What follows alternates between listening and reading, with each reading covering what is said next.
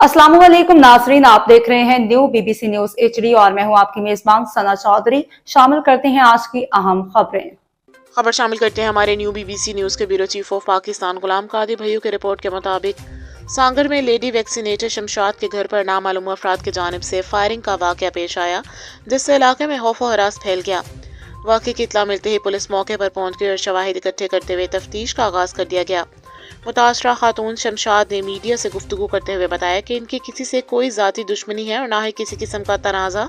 इसके बावजूद इनके घर को निशाना बनाया गया, जो बाइस तशवीश है।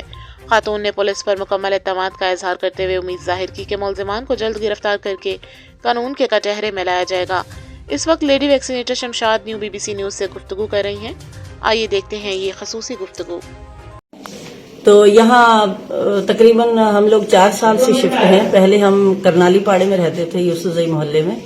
तो यहाँ 4 साल से तो कभी कोई ऐसा मसला नहीं हुआ, लेकिन आज अचानक बाइक पे मतलब 2 आए हैं निकाबपोश और आकर उन्होंने जो है वो फायरिंग की है।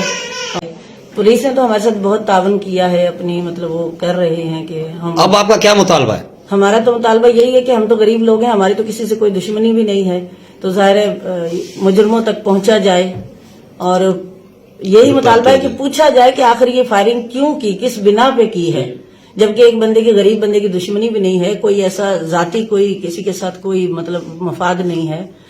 तो जाहिर है हमारी यही है